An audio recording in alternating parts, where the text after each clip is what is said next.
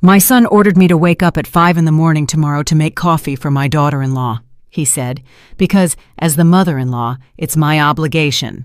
But last night, while he was asleep, I set his alarm for 4 in the morning and prepared a surprise they'll never see coming.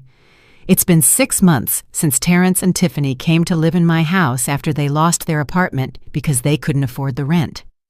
My son had lost his job at a commercial roofing company where he was making about $600 a week, and Tiffany had to close her nail salon because the debts piled up to $8,000.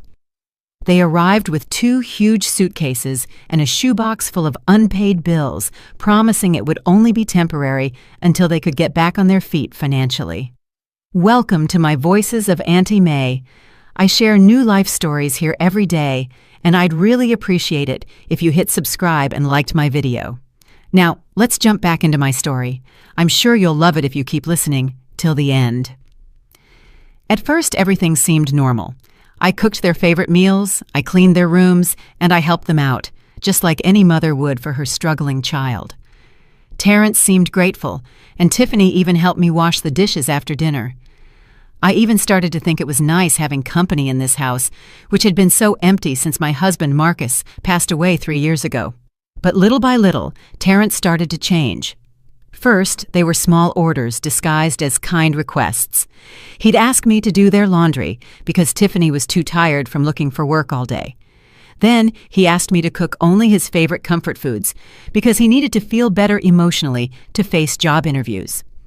Next, he asked me to clean their room every single day because Tiffany was apparently allergic to dust. Things got strange when Terrence started talking to me like I was his personal employee. He no longer said please or thank you when I served his food. His orders came out dry and direct during dinner, while Tiffany nodded along as if everything was completely normal.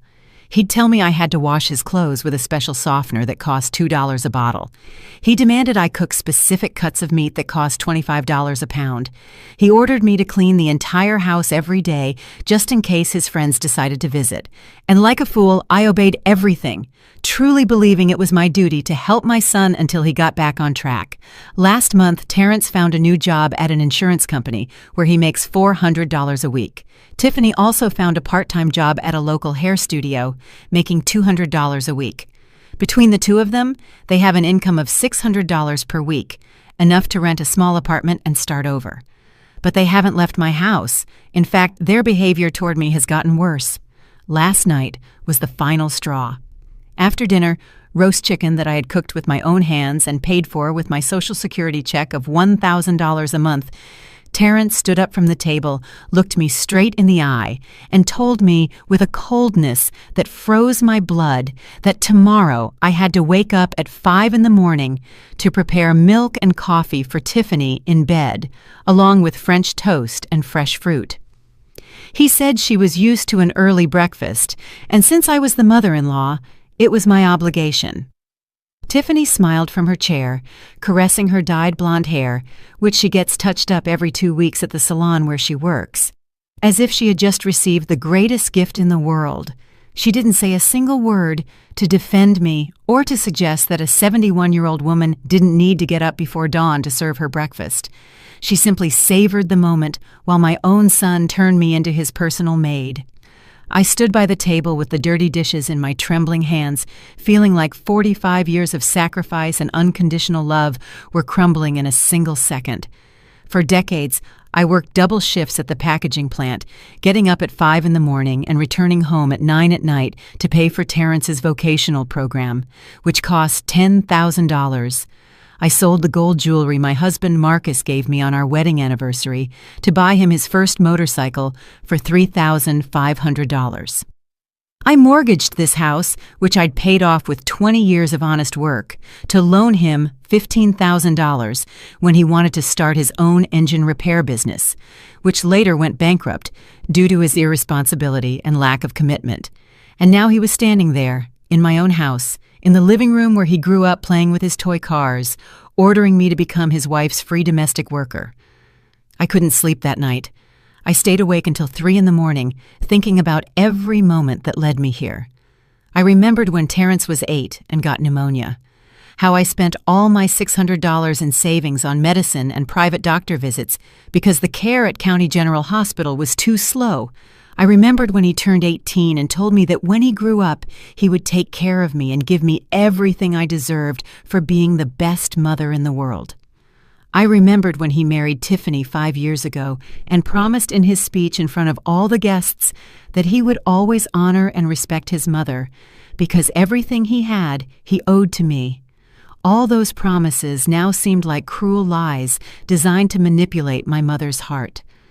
At 3:30 in the morning, I made a decision that would change everything forever.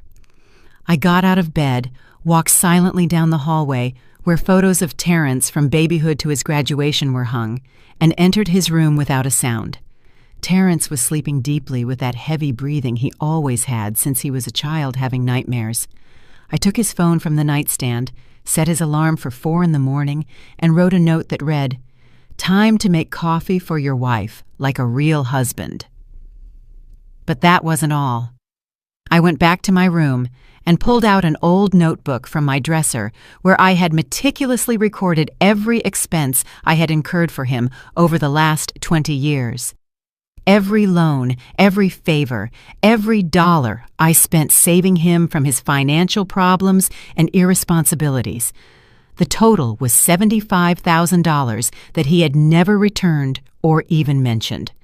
Tomorrow, Terrence is going to wake up at 4 in the morning and understand that I am no longer his personal employee. He will wake up and find a detailed bill for everything I have given him during his adult life. And then, he will receive the surprise I've been secretly preparing these last few weeks. A surprise that will change the rules of this game forever because I've decided that I will not be anyone's doormat, not even my own son who shares my last name.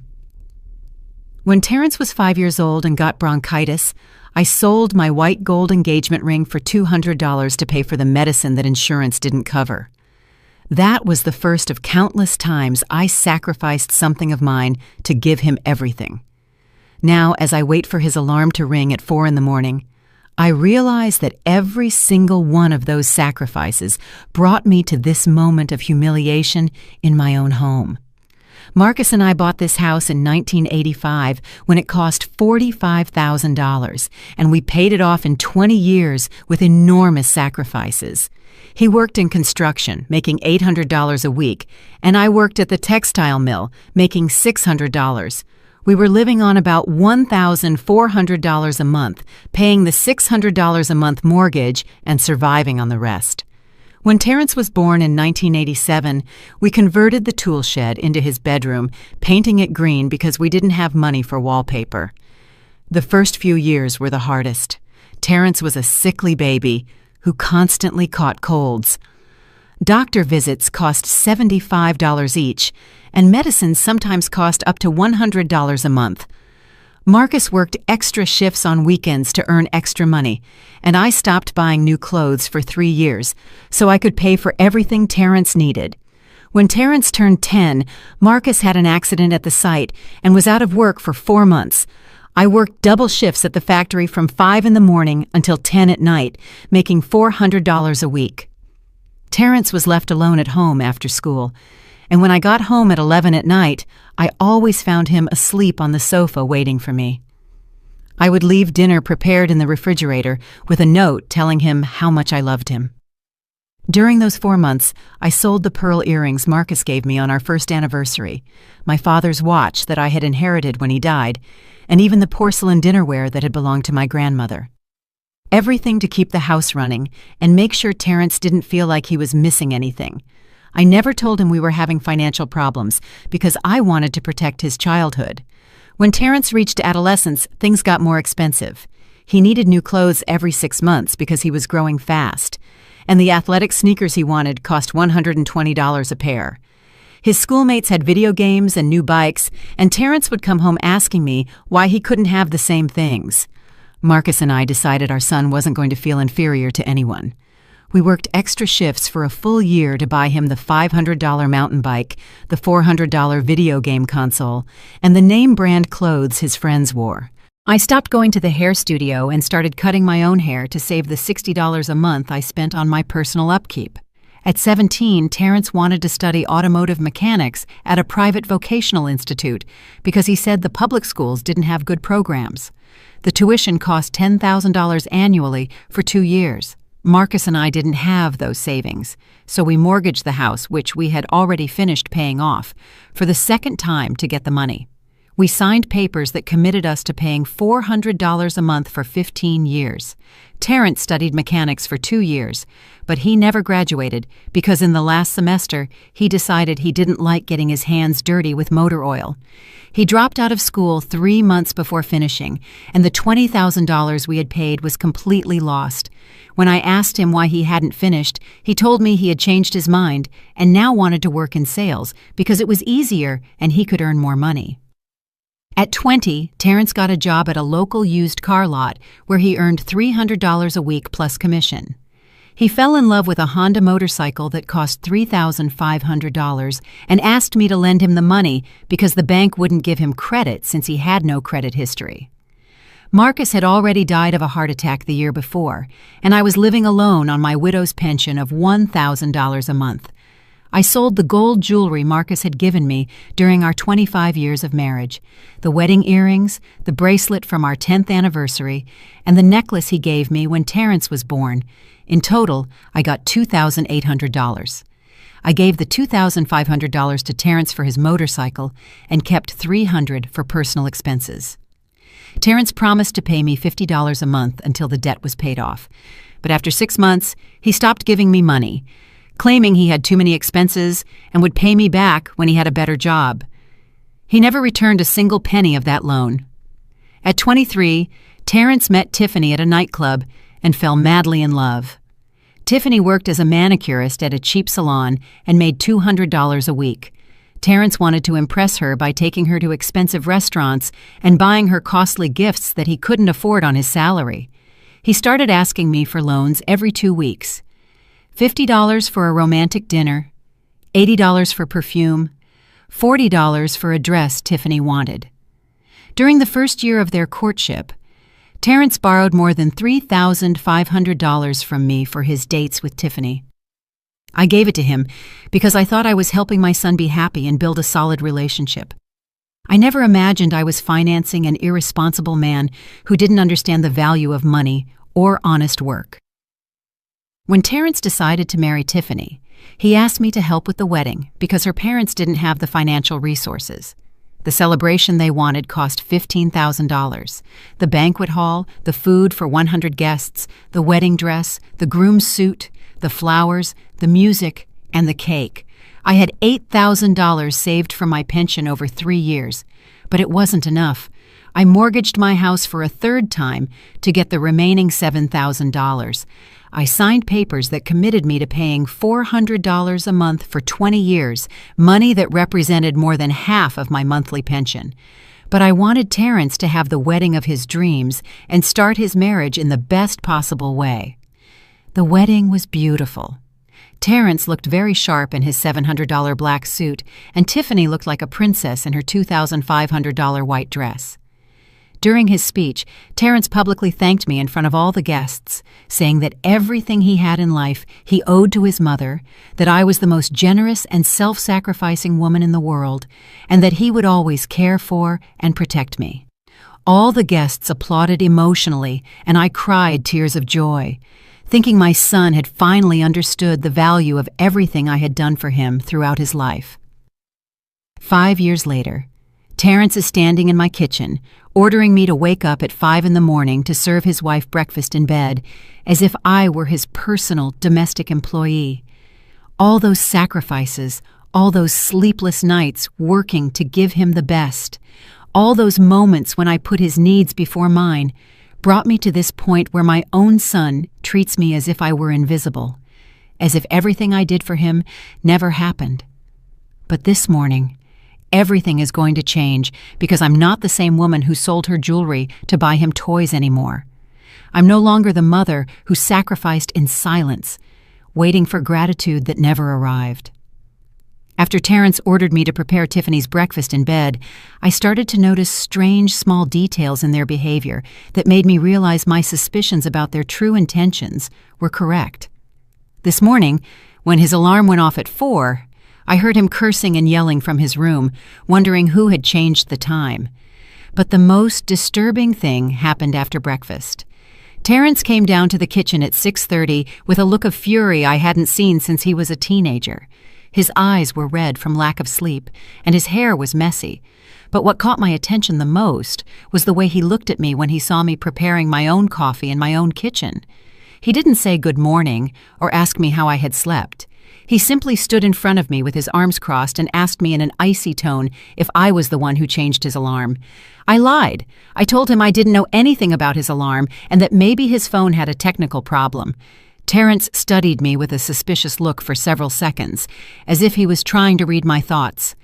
Then he moved closer to me and said something that chilled my blood, that from now on I was forbidden to enter his room without permission, and that if I ever touched his personal belongings again, he would punish me like a disobedient employee is punished.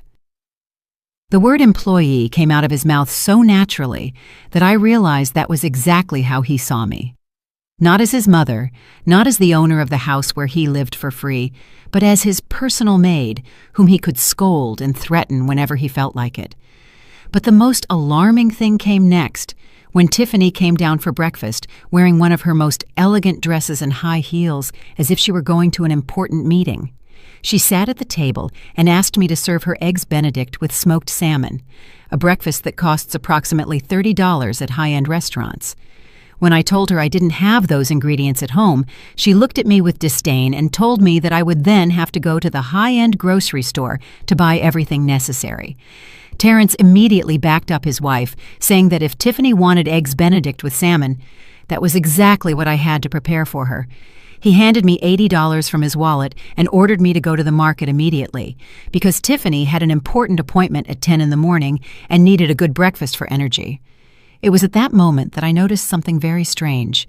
Tiffany was wearing jewelry I had never seen on her before, small diamond earrings and a rose gold bracelet that looked expensive.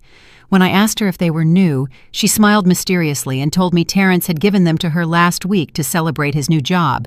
But I knew Terrence only made $400 a week at his insurance job, and after paying his personal expenses like gas, food, and entertainment, he wouldn't have enough money to buy jewelry that probably cost more than $1,000.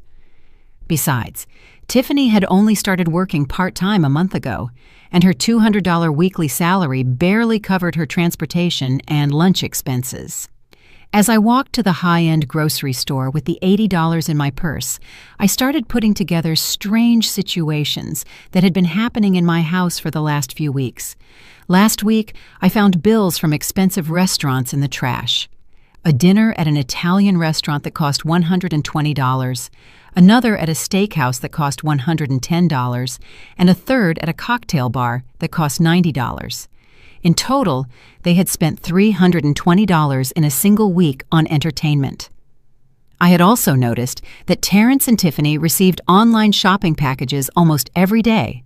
New clothes, shoes, perfumes, hair accessories for Tiffany, and even an espresso machine that cost $500, which they installed in their room so they wouldn't have to come down to the kitchen in the mornings.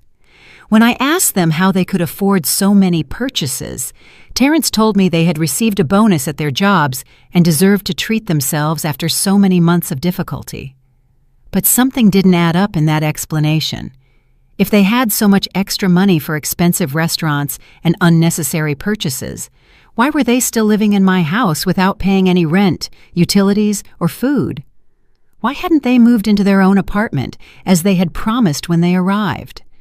At the grocery store, while buying the smoked salmon, which cost $35 a pound, and the ingredients for the hollandaise sauce, I realized that Terrence and Tiffany had found the perfect situation, living for free in a comfortable house with a free domestic worker who cooked, cleaned, and catered to their every need, while they spent all their income on personal luxuries and entertainment.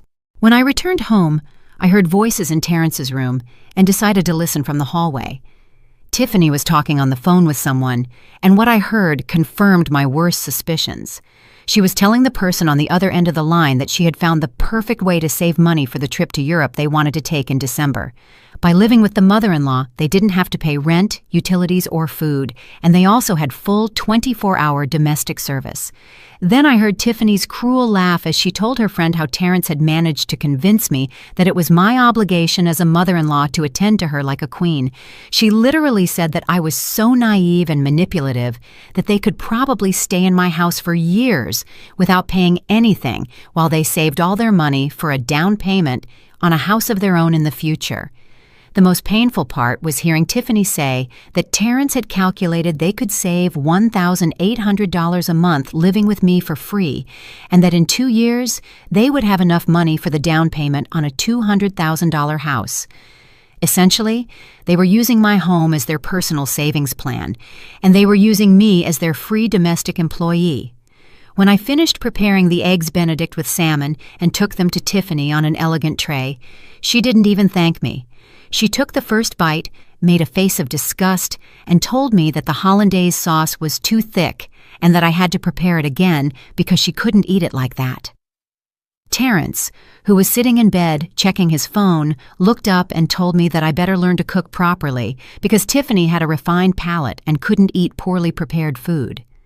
He ordered me to go back to the kitchen and make another sauce and not to return this time until it was perfect.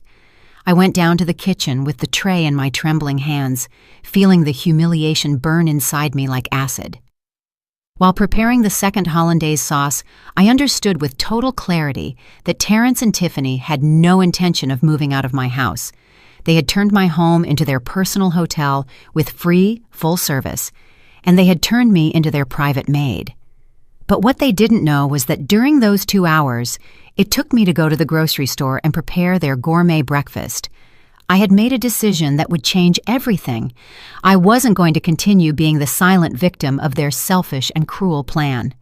That afternoon, when Terrence and Tiffany left the house for their respective jobs, I took out my phone book and looked up the number for Brenda Hayes, my old neighbor who had moved downtown last year. Brenda had been my confidant during the hardest years after Marcus died, and I knew she was the only person who would tell me the truth without sugarcoating the words. It was time to ask for help and advice because I couldn't face this situation, which had grown larger than my capacity for tolerance, alone. I called Brenda Hayes that afternoon while Terrence and Tiffany were at work, and what she told me on the phone opened my eyes in a way I never imagined possible.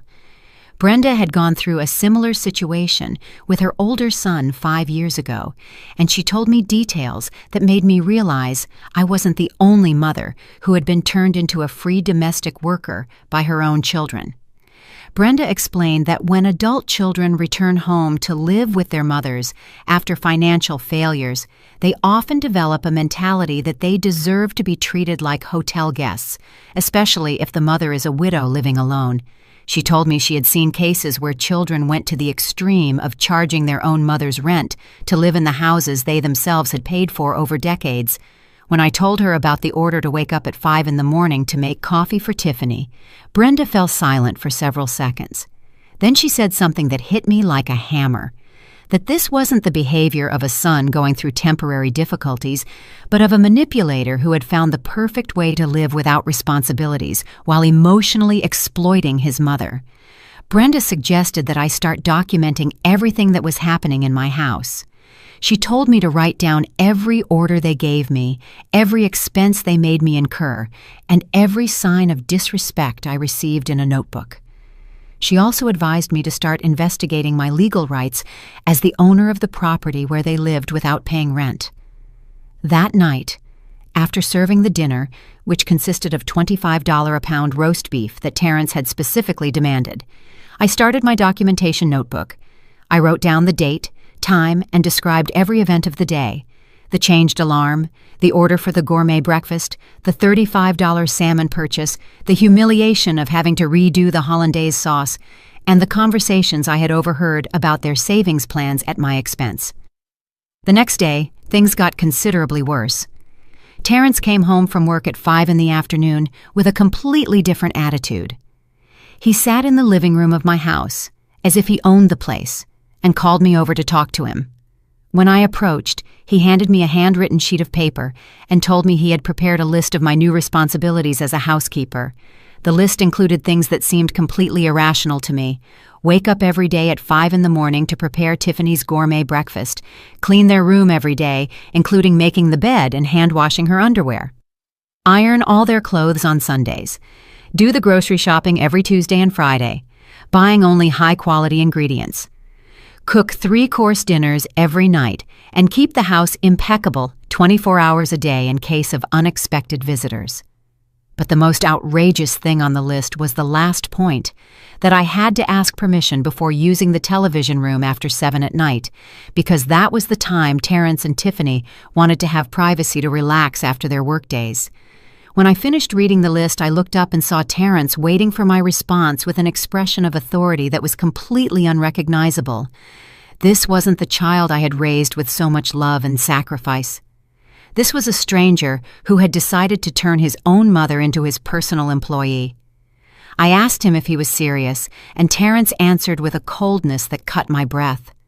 He told me that he and Tiffany had been very generous with me by allowing me to live in the same house as them, but if I wanted to continue enjoying their company, I had to understand my place and my responsibilities. Tiffany appeared at that moment, coming down the stairs, dressed in a new outfit that had probably cost $200. She approached Terrence, kissed him on the cheek, and looked at me with a smile that seemed sweet, but had something malicious in her eyes. She asked me if I had reviewed the chore list, and when I said yes, she told me she hoped I understood that they needed a certain level of comfort and service to feel comfortable in the house. Then, Tiffany added something that left me speechless. She told me she had talked to her married friends about the situation, and they had all confirmed that it was completely normal for mothers-in-law to take care of their daughters-in-law when they lived in the same house. She said that in well-organized families, each person had their specific function, and my function was to ensure that she and Terrence had everything they needed to be happy and productive. That night, while washing the dishes from the dinner that had cost $60 in special ingredients, I realized that Terrence and Tiffany had carefully planned this conversation. It hadn't been a spontaneous decision or an emotional reaction. They had strategically thought about how to formalize my position as their domestic employee, even creating written rules to ensure I completely understood my new status in my own house. The next day, I began secretly following Brenda's instructions about documenting everything. I noted that I got up at 5 in the morning to prepare Tiffany's breakfast, that I spent $22 on special ingredients, that I cleaned her room for an hour, finding expensive clothes scattered everywhere, and that Terrence scolded me because I hadn't vacuumed under his bed. I also started looking for information online about my rights as the homeowner. I discovered that in our state, when adults live on a property without paying rent and without a formal contract, they are technically considered tenants at will, and the owner can ask them to leave with 30 days prior notice. But the most important thing I discovered was that there were lawyers specializing in cases of family financial abuse, which is exactly what was happening to me. I found the phone number of a law office that offered free consultations for older people in situations of domestic exploitation. That Friday, Tiffany asked me to organize a special dinner for 6 people because she was going to invite her friends over to show off the house. She told me she wanted to serve a 4-course meal with imported wine and calculated the ingredients would cost approximately $150. She handed me the money and told me she expected the food to be at the level of an elegant restaurant. While buying the expensive ingredients Tiffany had demanded, I realized that this dinner wasn't really to impress her friends with the food. It was to impress them with the fact that she had a mother-in-law who served her like a maid. Tiffany wanted to show off her new social status where she didn't have to cook, clean, or worry about household chores because her mother-in-law took care of everything. That night, while serving the elegant dinner that had taken 6 hours to prepare, I heard Tiffany telling her friends how comfortable her new life was. She told them she was very lucky to have married a man whose mother understood the importance of keeping the family happy and together. Tiffany's friends congratulated her on finding such a convenient situation, and one of them commented that she wished her own mother-in-law was so helpful and understanding.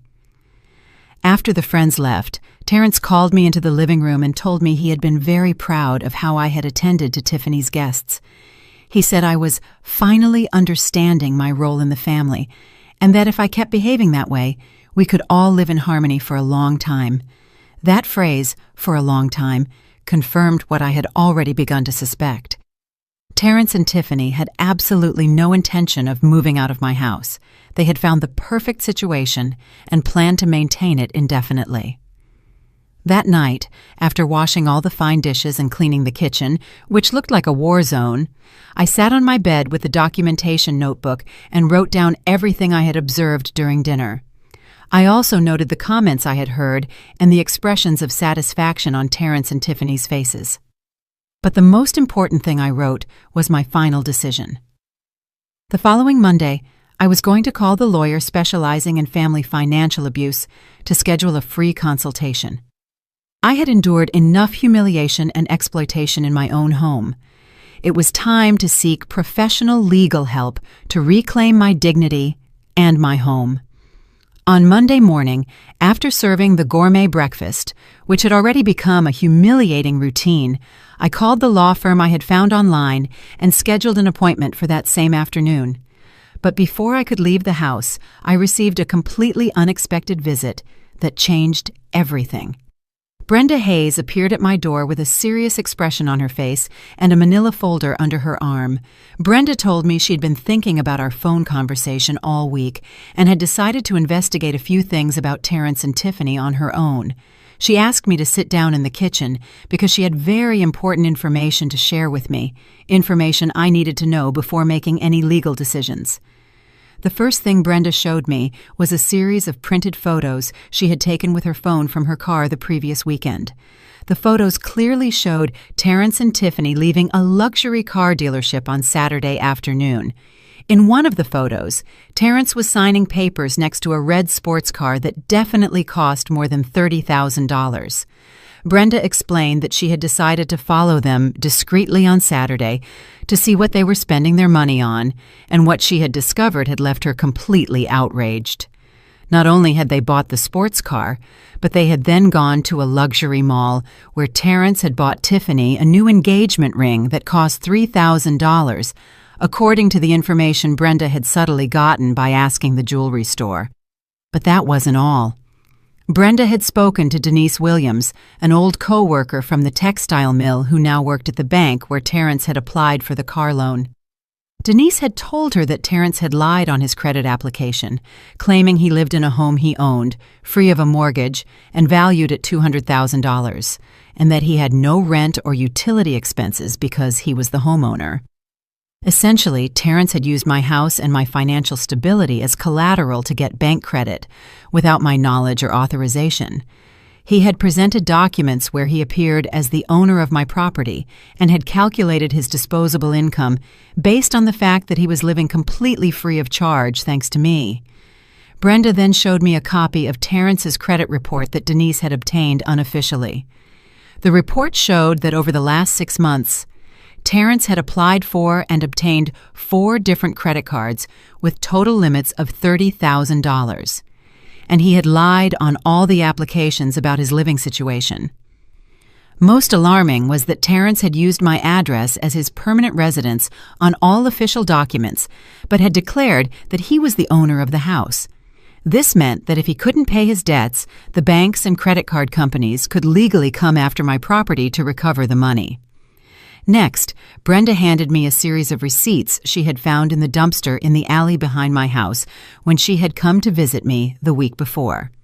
The receipts showed extravagant purchases Terrence and Tiffany had made in the last 2 months. $500 at a luxury spa for Tiffany, $400 on designer clothes for Terrence, $300 for a romantic dinner to celebrate their wedding anniversary, and even $250 for a professional photo shoot they had taken to update their social media profiles.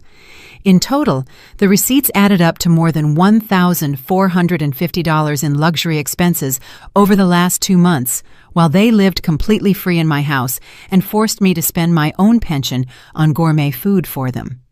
But the most devastating information Brenda had discovered came when she showed me a screenshot of a text message conversation from her niece, Jasmine Evans, who worked at the same insurance company as Terrence. Jasmine had overheard a conversation between Terrence and his coworkers, where Terrence had bragged about finding the perfect way to live like a millionaire on a middle-class salary.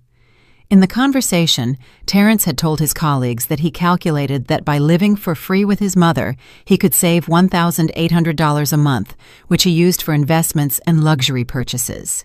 He had literally told them that his mother was so manipulable and guilt-ridden that he could probably maintain the situation for years, especially because she felt obligated to take care of him after all the sacrifices she had made for him during his childhood. The cruelest part of that conversation was when Terrence had said that his mother was too old and sentimental to confront him, and that he had learned exactly which emotional buttons to push to keep her obedient and compliant. He had described his own mother as a useful tool for achieving his financial goals.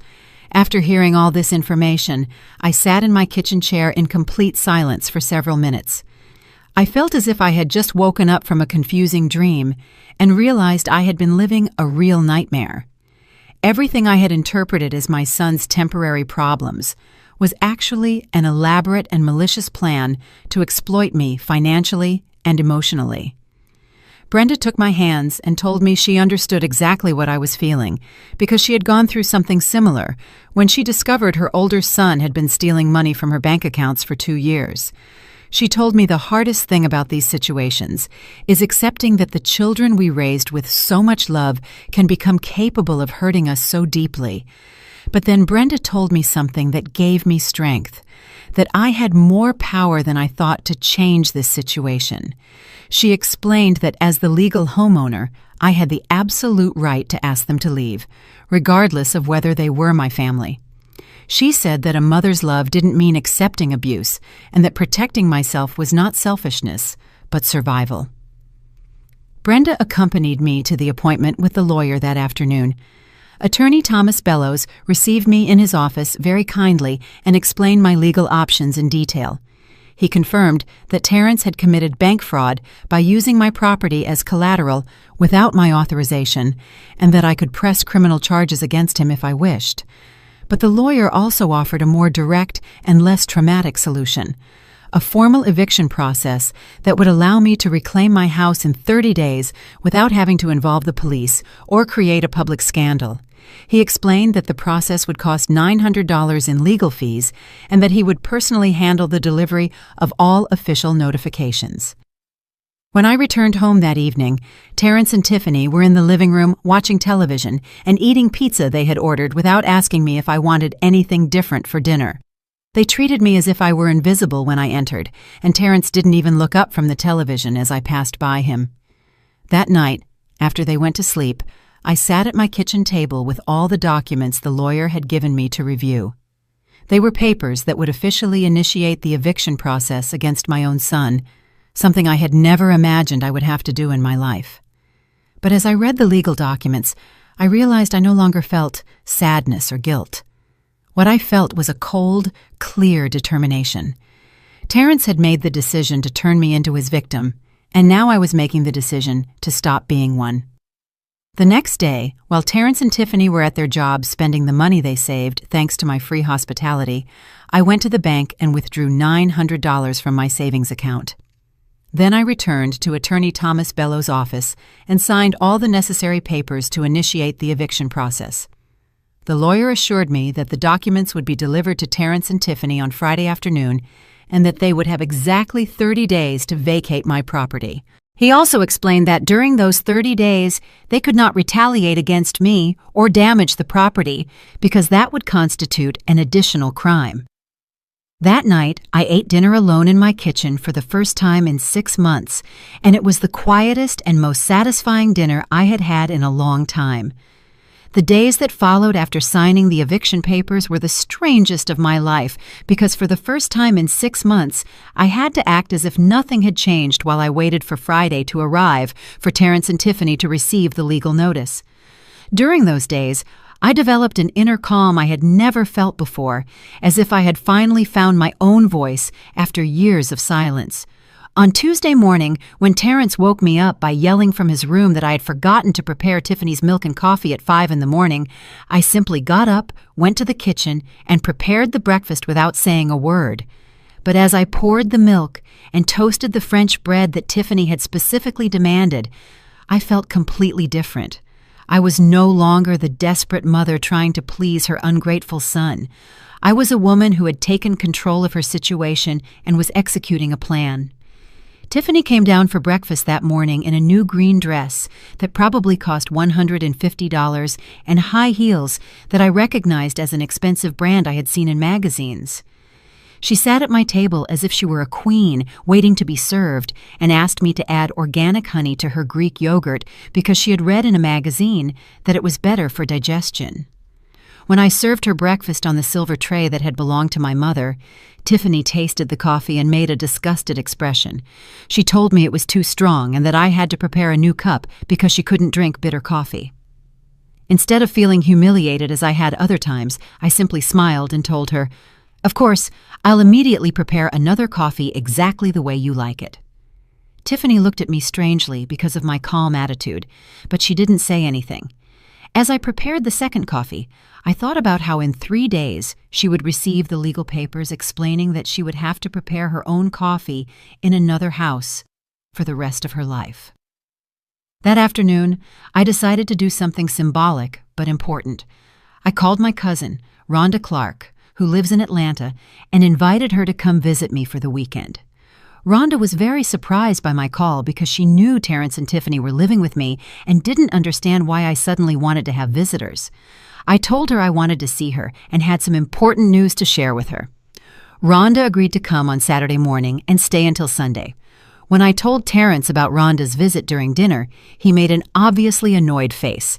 He told me he didn't think it was appropriate for me to invite people to the house without consulting him first, because he and Tiffany needed their privacy and didn't want to feel uncomfortable with strangers in their personal space. The phrase, their personal space, seemed so absurd that I almost laughed out loud. Terrence was talking about my own house, as if it were his private property, and was trying to forbid me from inviting my own family. I responded very calmly that Rhonda was my cousin, and that I had the right to welcome her into my house whenever I wanted. Terrence was visibly upset by my response, but he didn't insist on the issue, probably because he didn't want to create a conflict before receiving the legal documents that would change everything. On Wednesday morning, I received a call from attorney Thomas Bellows confirming that everything was ready for the document delivery on Friday at 5 in the afternoon. He explained that he would personally come to my house, accompanied by a court official, to officially deliver the eviction notices to Terrence and Tiffany. He told me I didn't have to be present during the delivery if I didn't want to, but it was important that after that moment, I didn't allow them to pressure or emotionally manipulate me. That night, while cleaning the kitchen, after preparing a $40 dinner that Terrence had demanded to impress a coworker who had come to dinner, I realized I no longer felt resentment toward them. What I felt was a mixture of pity and relief. Pity because my son had become a person I didn't recognize, and relief because I had finally found a way to free myself from a situation that was slowly destroying me. On Thursday morning, I decided to do something symbolic but important. I changed all the locks on my house. I hired a locksmith who charged $150 to install new locks on the front and back doors. When Terrence asked me why I had done that, I told him that thieves had been breaking into houses in the neighborhood, and I wanted to feel safer. Terrence accepted my explanation without suspecting anything, but I knew the new locks were really to ensure that after the eviction, they couldn't enter my house without my permission. That afternoon, while Terrence and Tiffany were at their jobs, I took down all the family photos that had been hanging on the walls for years and stored them in boxes in my room. I didn't want any sentimental objects that Terrence could use to manipulate my emotions or make me feel guilty during the eviction process. I also reviewed all the important documents for the house and made sure they were stored in a safe deposit box I had bought the year before. The house deed, my will, my insurance policies, and all my bank papers were secure where Terrence couldn't find them or take them during the move. On Thursday night, Terrence came home with a strangely cheerful attitude. During dinner, he told me that he and Tiffany had been thinking about staying to live with me permanently because they had discovered that family life was much more comfortable and economical than living alone. He said they had calculated they could save enough money in 2 years to buy their own house, and in the meantime, we could all continue living together in harmony. Tiffany enthusiastically supported Terrence's plan, adding that she had grown very comfortable in my house and genuinely enjoyed having such an attentive and helpful mother-in-law. She told me her friends were very envious of her situation because very few married women were lucky enough to have a mother-in-law who treated them like queens. As I listened to their plans to turn my exploitation into a permanent situation, I maintained a neutral expression and simply nodded when they expected me to respond. Internally, I felt completely calm because I knew that in less than 24 hours, those plans would completely fall apart. After dinner, Terrence handed me a new list of household chores he had prepared to optimize the house's organization. The list included specific times for each activity: deep cleaning on Mondays, grocery shopping on Tuesdays, laundry on Wednesdays, window cleaning on Thursdays, and preparing special meals on Fridays. He had also added new responsibilities like cleaning their cars once a week and keeping the garden perfectly trimmed. I took the list, read it completely, and told Terrence it was very detailed and that I would study it carefully. He smiled, satisfied, thinking he had managed to completely formalize my position as his permanent domestic employee. That night, before going to sleep, I sat on my bed and read the legal documents the lawyer had given me to review before the official delivery. The papers clearly explained that Terrence and Tiffany had 30 days to vacate the property, and that during that time they could not take any objects that were not strictly personal. They also specified that any attempt at intimidation or retaliation against me would constitute an additional violation of the law. I fell asleep that night with a sense of peace I hadn't felt in months. Tomorrow at 5 p.m, the nightmare that had been my life for the last 6 months would officially begin to end. On Friday morning, I woke up early and prepared the last gourmet breakfast I would ever make for Tiffany. As I peeled the fresh fruit and prepared the eggs Benedict that had cost $5 in ingredients, I mentally said goodbye to that humiliating routine that had defined my mornings for so long. At 3 p.m, I received a call from Attorney Bellows, confirming that he and the court official would arrive promptly at 5. He asked me if I felt emotionally prepared for what was about to happen, and I replied that I had never been more prepared for anything in my life. At exactly 5 o'clock on Friday, when the doorbell rang and I saw Attorney Thomas Bellows standing at my door next to the court official, I felt a mixture of nervousness and determination that reminded me of the day I signed my divorce papers from my first marriage 40 years ago. But this time, I wasn't ending a relationship because of lost love, but rescuing my dignity from the hands of my own son. Terrence and Tiffany were in the living room watching television when they heard the doorbell. Tiffany yelled from the sofa, asking who it was with that imperious tone she had adopted when addressing me over the last few months. I replied, "They're visitors for me, and you'll know what it's about in a moment." When I opened the door, Attorney Bellows greeted me professionally and asked if Terrence Clark and Tiffany were in the house. I confirmed that they were, and he asked me to call them to the door because he had official documents to deliver to them personally.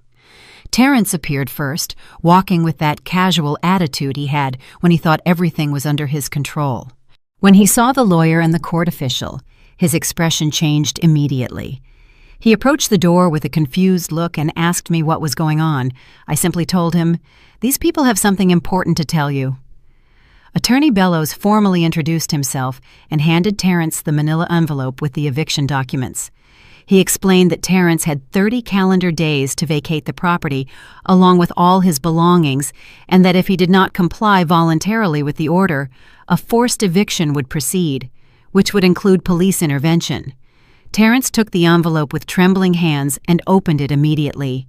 As he read the documents, his face went from confusion to shock, and then to a fury I had never seen on him in my entire life. He looked up at me and shouted, "Are you responsible for this?" I replied very calmly, "Yes, I hired the attorney to reclaim my house." At that moment, Tiffany came running from the living room, asking what was happening and why Terrence was yelling.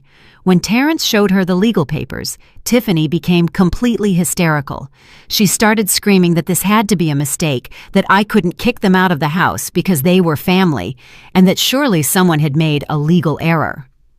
The court official patiently explained to Tiffany that there was no mistake, that the documents had been correctly processed by the court system, and that as tenants at will, without a lease or legal rights to the property, they were required to comply with the eviction order. Terrence looked at me with an expression that mixed disbelief and betrayal. He asked me, "How could you do this to your own son after everything he's done for you?" The irony of that question was so absurd that I almost laughed. I replied, "Precisely because you are my son, I expected you to treat me with respect in my own house, and you chose to turn me into your free domestic employee." Tiffany interrupted, screaming that I was an ungrateful old woman, that they had been very generous by keeping me company in my empty house, and that without them I would be completely alone and depressed. She told me I should be thankful. They had decided to stay with me instead of moving me to a nursing home where I belong. That threat about the nursing home confirmed that Brenda had been right about Terrence and Tiffany's long-term intentions.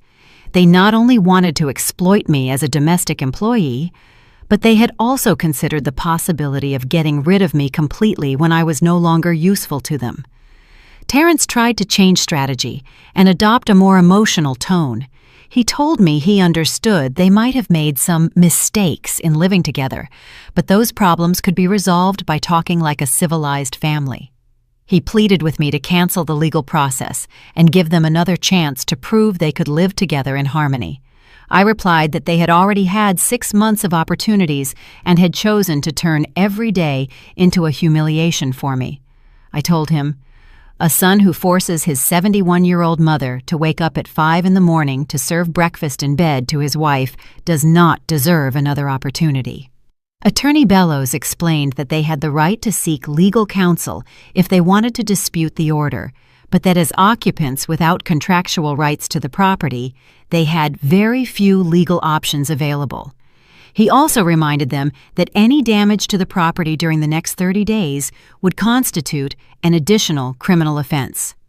After the lawyer and the official left, Terrence and Tiffany remained standing in the living room with the documents in their hands, as if they couldn't fully process what had happened. For several minutes, they said nothing, simply staring at each other with expressions of shock and confusion. Finally, Terrence broke the silence.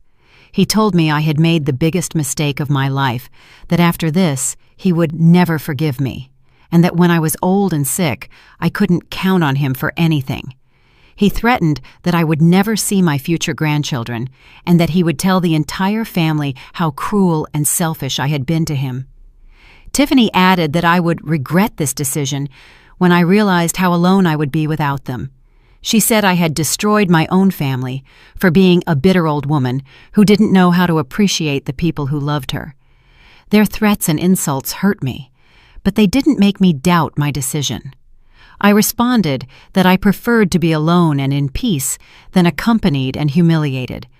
I told them that a son who threatens his mother with taking away her grandchildren as punishment for defending her dignity was demonstrating exactly why I had made the right decision.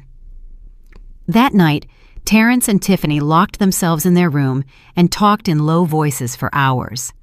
Occasionally, I heard shouting and arguments, but I couldn't make out the specific words. At 11 at night, Terrence came out of the room and came to the kitchen where I was reading a book.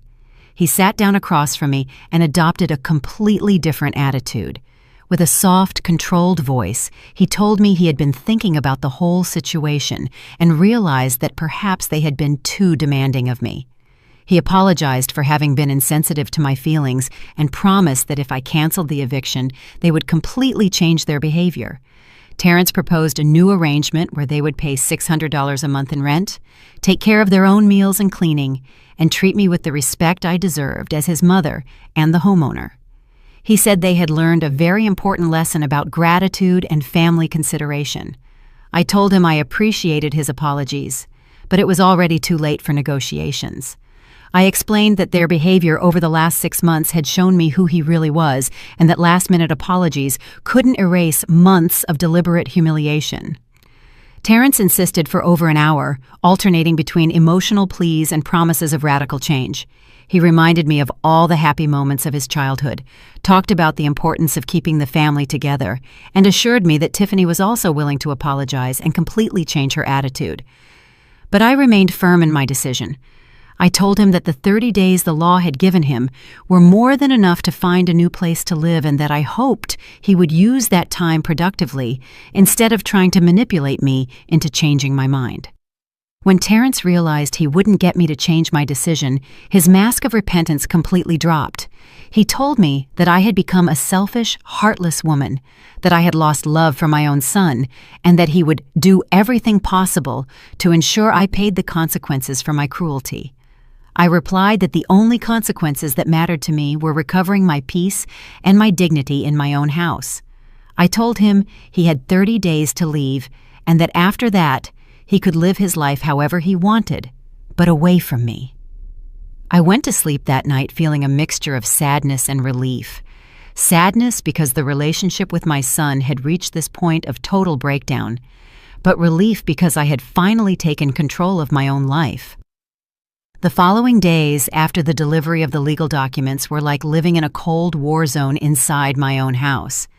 Terrence and Tiffany oscillated between desperate attempts at emotional manipulation and direct attacks designed to make me feel guilty and change my decision.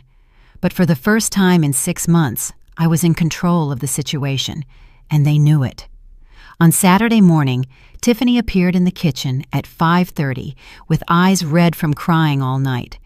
She sat down across from me while I prepared my coffee and began to speak to me in a broken voice that she had clearly rehearsed. She told me she had been thinking about the whole situation and realized that maybe she had been too demanding of me during the last few months. Tiffany told me an elaborate story about her difficult childhood, where her own mother-in-law had mistreated her when she married her first husband, and that was why she had developed a defensive attitude toward maternal figures. She begged for my forgiveness with tears in her eyes, saying that I had been like the mother she never had, and that the idea of losing me was destroying her emotionally. Then Tiffany offered me a deal she had obviously planned carefully. She proposed that if I canceled the eviction, she would take care of all the household chores while I rested and enjoyed my retirement like a queen. She told me she had been blinded by the comfort of being waited on, but now understood that my role should be that of the respected matriarch of the family, not the employee. While listening to her carefully prepared performance, I maintained a neutral expression and let her finish her entire speech. When she finished, I responded very calmly that I appreciated her apologies, but I had already made a final decision about my life and my home. I told her she had 26 days remaining to find a new place to live, and suggested she use that time productively. Tiffany's mask of repentance immediately collapsed. She stood up from the table with a fury she no longer tried to hide, and yelled that I was a spiteful old woman who didn't know how to forgive. She said I had wasted the opportunity to have a united family, and that when I was alone and abandoned, I could only blame myself. That afternoon, Terrence tried a different strategy. He came home with a $75 bottle of wine and flowers that probably cost $50. He told me he wanted to cook a special dinner for the three of us, as a way to celebrate the good times we had shared as a family. He asked me to sit in the living room while he and Tiffany prepared a meal that would demonstrate how much they valued me. For 2 hours, Terrence and Tiffany worked in the kitchen, preparing an elaborate dinner that included imported meat, organic vegetables, and a dessert they had bought at an expensive bakery. The dinner had probably cost them more than $175, money they had spent specifically to impress me and make me change my mind. When they served me dinner on my best porcelain china, Terrence made an emotional toast where he spoke about the importance of family and forgiveness. He told me he had reflected deeply on his mistakes and was willing to make any sacrifice necessary to repair our relationship. He assured me that he had learned to value everything I had done for him during his life and that he would never disrespect me again. Tiffany added that she had also learned a valuable lesson about gratitude and respect for elders. She promised me that if I gave them another chance, she would become the most attentive and helpful daughter-in-law I could imagine. She told me she had spoken with her friends about the situation, and they had all explained that mothers-in-law deserve to be treated like queens in their own homes. While eating the expensive dinner they had prepared as an emotional bribe, I thanked them for the effort and told them the food was delicious, but I also confirmed that my decision remained the same and that no special dinner would change the fact that they had to leave my house in 25 days. Terrence's frustration was evident when he realized his reconciliation strategy hadn't worked. He abruptly got up from the table and asked me, "What exactly do you want from us?" I replied simply that I wanted them to respect my decision and leave my house when the legal deadline ended. On Sunday morning, my cousin Rhonda arrived as we had planned.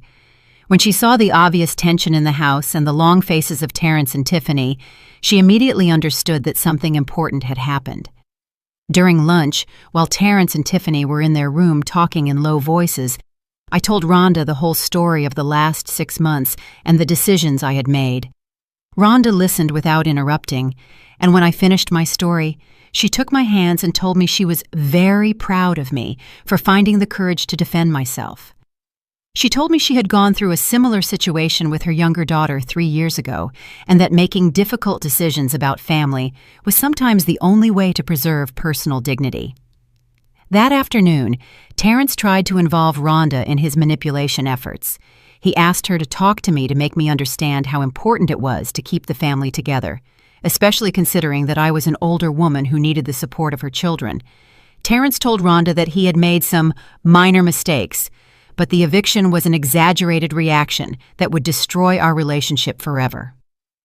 Rhonda patiently listened to Terrence's arguments, but then she responded that as my cousin, she had observed for years how Estelle had sacrificed everything for his well-being.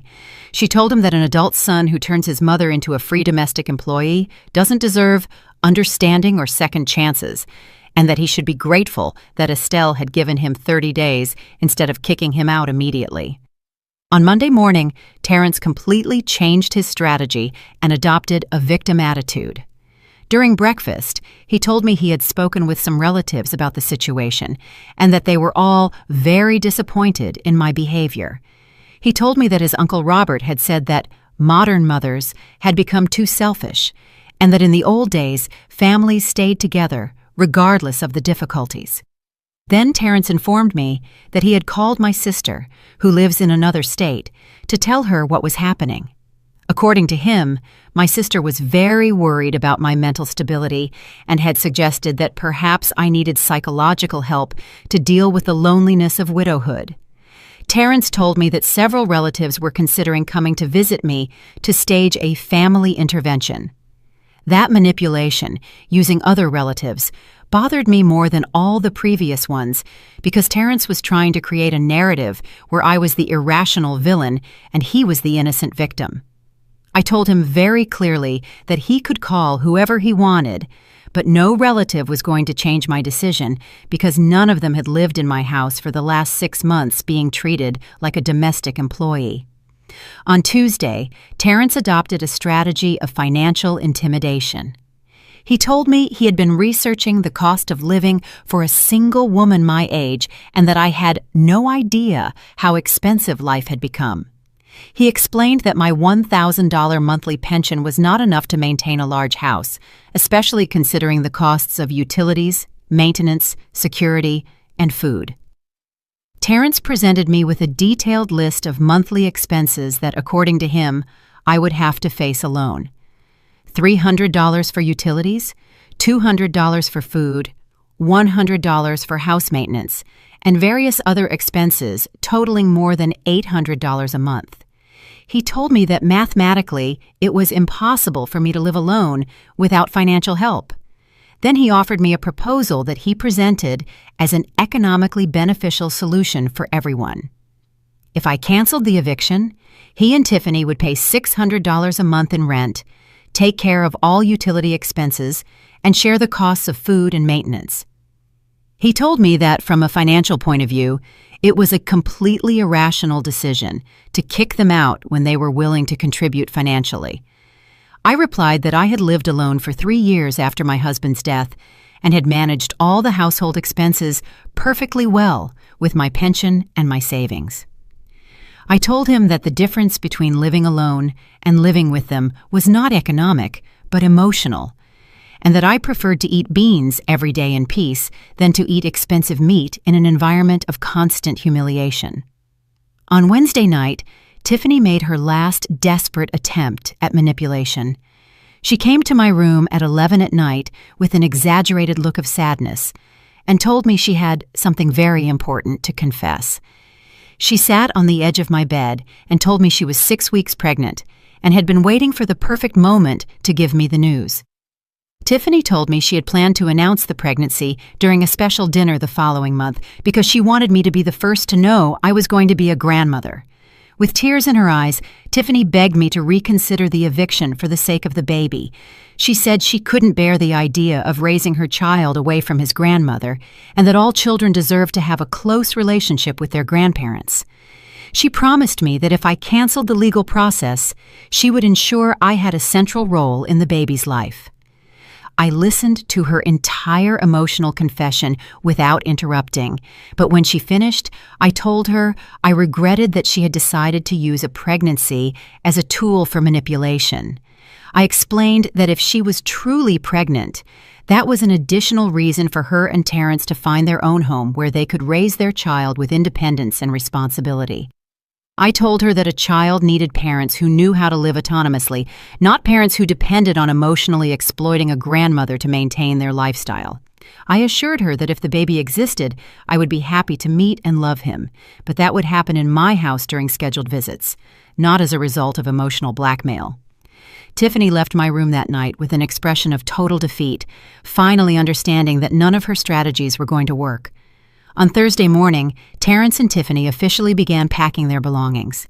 I heard them moving around the house, gathering their things with a frantic and resentful energy. Occasionally, I heard sarcastic comments about how unfair and cruel I had been to them, but they no longer tried to talk directly to me. While they packed, I sat in my kitchen with a cup of coffee, and for the first time in 6 months, I felt completely at peace in my own home. The day Terrence and Tiffany finally left my house was a Saturday in March, exactly 30 days after they received the legal documents. During those last 4 weeks, they had packed their belongings with deliberate slowness, as if they were waiting until the last moment for me to change my mind. But when the final day arrived, they understood that my decision was definitive and irreversible. That morning, I woke up at 6. Not because someone had ordered me to, but because I wanted to see the sunrise from my window without the pressure of having to prepare gourmet breakfast for people who didn't respect me. I made my own coffee in my own kitchen, sat at my favorite table, and for the first time in 6 months, enjoyed the complete silence of my home. At 9 in the morning, Terrence and Tiffany began loading their belongings into the red sports car they had bought with the money they saved living for free in my house.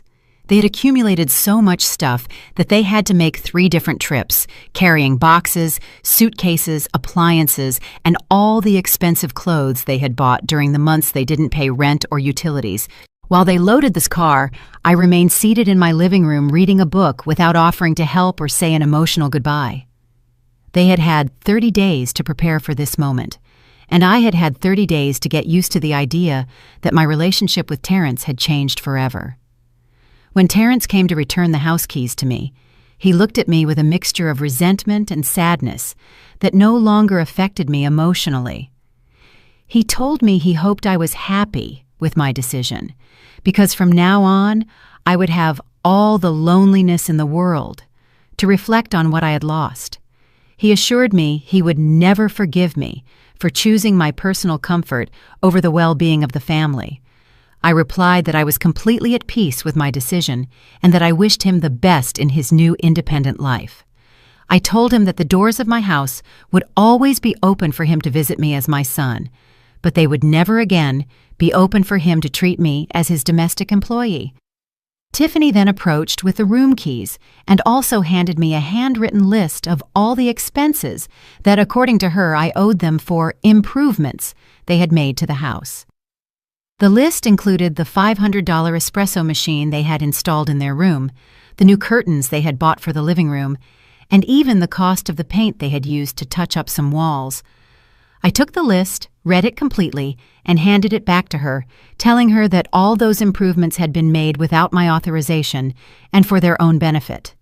Therefore, I had no obligation to reimburse them for anything. I explained that when someone lives for free in a house for 6 months, any money they spend on improvements should be considered a minimal contribution rather than a reimbursable investment. After handing over the keys, Terrence and Tiffany left without saying goodbye. I watched them drive away from my living room window, and the only thing I felt was a deep relief and a sense of freedom I hadn't experienced in a long time. In the following weeks, my life changed completely. I no longer had to wake up at 5 in the morning to serve gourmet breakfasts. I no longer had to spend my pension on expensive food for ungrateful people. I no longer had to clean other people's rooms or wash clothes that weren't mine. For the first time in 6 months, my time belonged entirely to me. I began to rediscover activities I had abandoned during the months of domestic exploitation. I went back to reading novels in the afternoons, resumed my passion for gardening, and even started taking painting classes at the neighborhood community center. With the money I no longer spent on gourmet food for Terrence and Tiffany, I could afford small personal luxuries like magazines, new books, and art supplies. I also started receiving visits from friends and family who had avoided coming to my house during the months Terrence and Tiffany lived with me. Brenda came for coffee every Wednesday. My cousin Rhonda visited me every 2 weeks, and even my neighbor Denise Williams started stopping by in the afternoons to chat in the garden. A month after the eviction, I received a call from Terrence. He told me he and Tiffany had rented a small apartment that cost them $1,200 a month and were having financial difficulties paying the rent, utilities, and food. He asked me for a $1,000 loan to help them with the moving expenses in their new home. I replied that I regretted their financial difficulties, but it was no longer my financial responsibility to solve their adult problems. I suggested that he reduce his spending on entertainment and unnecessary purchases and learn to live within his real means. I told him that was an important lesson he should have learned a long time ago.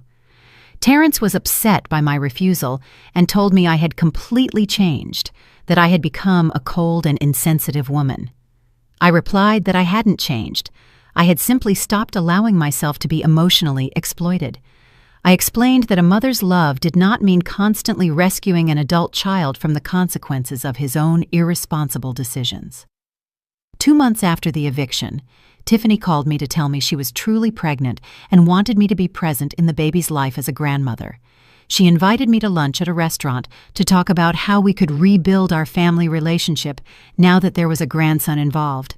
I accepted the invitation because I genuinely wanted to meet my future grandson, but I made my conditions very clear. I told her I would be happy to be a loving grandmother, but that would happen on my terms and in my house during scheduled visits. I explained that I would not become a free babysitter or a domestic employee again, no matter how many grandchildren they had. Tiffany accepted my conditions because she needed financial and emotional support during the pregnancy, but I could see in her eyes that she hadn't truly learned the lesson. She still thought she could eventually manipulate me back into the previous situation, using the baby as an emotional tool. 6 months after reclaiming my house, my life had found a balance and peace I hadn't felt in years. I had learned that setting clear boundaries was not cruelty, but emotional survival. I had discovered that chosen solitude was infinitely better than toxic company, and I had understood that true love for children sometimes requires letting them face the consequences of their actions. Now, when I wake up every morning in my own house, at the time I decide to prepare the breakfast I want to eat, I feel grateful for having found the courage to defend myself.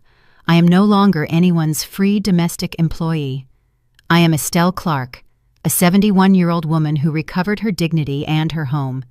To all the women who are listening to me and who may be going through similar situations, I want to tell you that it's never too late to stand up for yourself, that a mother's love doesn't mean accepting abuse, and that we deserve respect in our own homes, no matter how old we are. If my story helped you reflect on your own lives, you would make me very happy by leaving a comment telling me what you think. And if you know any woman who needs to hear these words, please share this video so it reaches more people who may need to find their own voice. Thank you for joining me in this story, and remember that we are never too old to start a new life.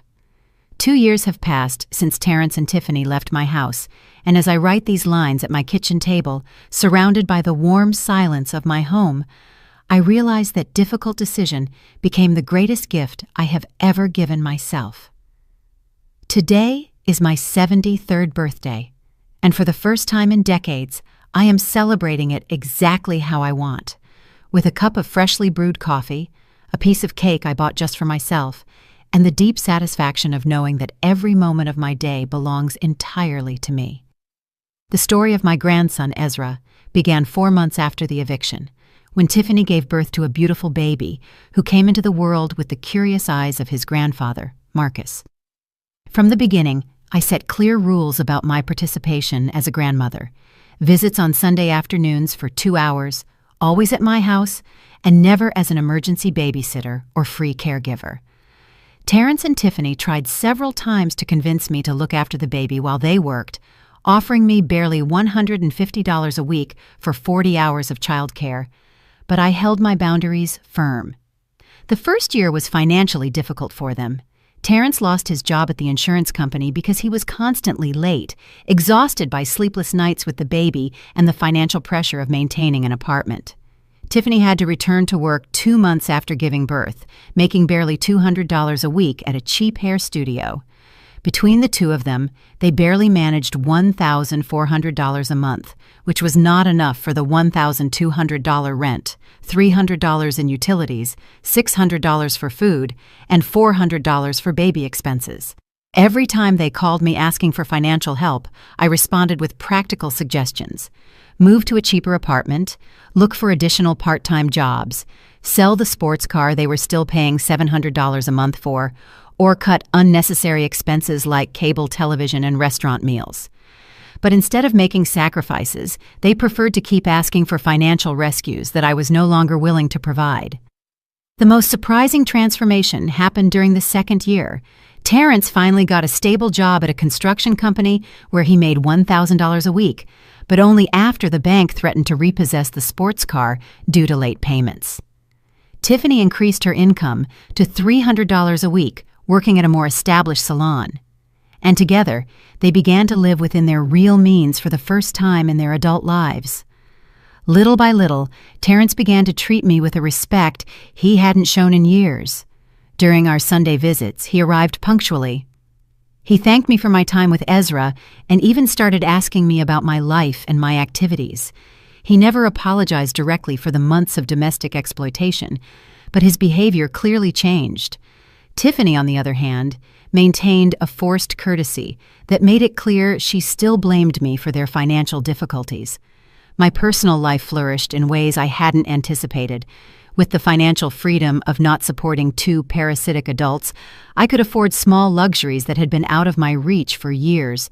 I joined a gym for older adults that cost $50 a month, where I made wonderful friends like Joanna Munoz, a 75-year-old widow who became my workout partner and confidant. I also resumed my passion for sewing, buying a new $500 machine that allows me to create my own dresses and repair clothes for my neighbors in exchange for small amounts of money. This extra income, although modest, gives me a sense of economic independence that I had lost during the years of excessive spending supporting Terrence. My garden became my favorite refuge. I invested $300 in new plants, gardening tools, and vegetable seeds that now provide me with fresh tomatoes, lettuce, and herbs all year round. The mornings I used to spend preparing gourmet breakfasts for ungrateful people, I now spend watering my plants and enjoying the birdsong from the trees Marcus and I planted.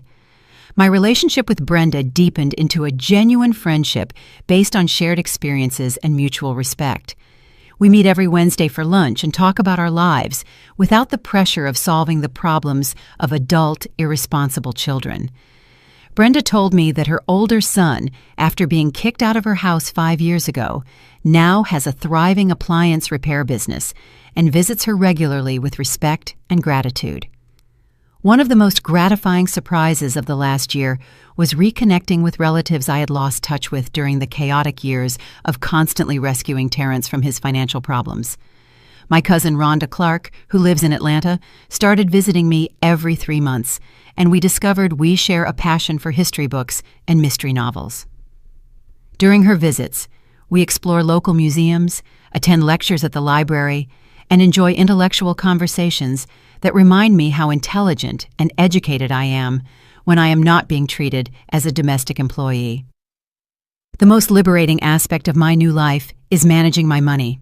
My $1,000 monthly pension, which once seemed insufficient when supporting 3 people, now allows me to live comfortably and even save $100 every month. I have accumulated $1,500 in a savings account that I use for medical emergencies and occasional small trips. Last year, I was able to afford a 4-day trip to the mountains with a group of older women from the community center. The trip cost $450, including transportation, hotel, and meals. It was the first time in decades I had spent money on my own entertainment without feeling guilty for not saving to rescue Terrence from his next financial crisis. My physical and mental health improved remarkably during these 2 years. The chronic stress of living in an emotionally exploitative environment had affected my blood pressure and sleep pattern. Now I sleep 8 full hours every night. My blood pressure normalized, and I have energy for activities I had abandoned. The gym exercises helped me maintain my mobility and strength, and the yoga classes taught me relaxation techniques that I use when I occasionally feel anxiety about the future. The relationship with my grandson Ezra developed naturally and lovingly within the boundaries I set. Every Sunday afternoon, he arrives at my house with bright eyes and smiles that fill my heart with genuine joy. We have created special rituals. We read stories in my favorite rocking chair. We play with building blocks on the living room rug. And he helps me water the garden plants with a small watering can I bought specifically for him. Most importantly, Ezra knows me as his loving grandmother, but not as his emergency caregiver. When Terrence and Tiffany have social commitments or work issues, they look for paid sitters instead of pressuring me to change my plans. This healthy dynamic allows me to enjoy my grandson without the resentment I would have developed if they had turned me into a free caregiver. 6 months ago, Terrence surprised me with a conversation I never expected. During one of our Sunday visits, after Ezra fell asleep in my arms, Terrence told me he had been reflecting on the months he lived in my house and finally understood why I had made the decision to kick him out. He said that facing his own responsibilities as a father and husband, he had realized how unfair he had been to me during those 6 months. It wasn't exactly a full apology, but it was an acknowledgement that my decision had been correct and necessary. He told me that he and Tiffany had learned to value their economic independence and were proud to be able to support their family without depending on anyone else. He also thanked me for not giving in to his manipulations, because that had forced them to mature into responsible adults. Tiffany, although less expressive in her feelings, also began to treat me with a genuine cordiality that contrasts dramatically with the imperious attitude she had when she lived in my house. During Sunday visits, she and I have found conversation topics that go beyond Ezra. We talk about our jobs, our reading, and even exchange cooking recipes. The deepest aspect of my personal transformation has been rediscovering my own identity beyond the role of the self-sacrificing mother. For decades, I defined my personal worth in terms of how much I could give and sacrifice for my son. But now I understand that my emotional well-being and personal dignity are equally important. I have learned that setting boundaries is not selfishness, but self-respect, and that saying no to irrational demands is a form of self-love. Some nights, when I sit on my back porch watching the stars, I reflect on the woman I was 2 years ago compared to the woman I am now. The Estelle of before lived in a constant state of anxiety, trying to please people who would never be satisfied no matter how much she sacrificed. The Estelle of now lives with a deep serenity, knowing that every decision I make is based on my own well-being and values. If I could talk to other women going through similar situations, I would tell them that it is never too late to take back control of their lives, that love for children does not require self-annihilation, and that teaching healthy boundaries is one of the best gifts we can give our families. I would tell them that chosen solitude is infinitely superior to toxic company, and that we deserve respect in our own homes no matter our age. Tomorrow I will start my day as always, waking up when my body is ready, preparing the breakfast I want to eat, and planning activities that bring me joy. Ezra will come on Sunday as always, and we will enjoy our time together on my terms. Terrence and Tiffany will continue building their independent life, and I will continue to be a loving but non-exploitable part of their lives. This is my story of personal liberation, and I hope it inspires other women to find their own voice and worth. I'm really glad you're here and that I could share my story with you. If you liked it, show me by liking the video and subscribing to my channel. Let's see how many of us there are. Write in the comments which city you're watching from and what time it is. I'm so curious to know where all you wonderful people are tuning in from. If you want to support me a little extra, you can also send a small donation. I share new life stories for you every single day, and now 2 of my most popular stories will pop up on the screen so you can choose what to watch next.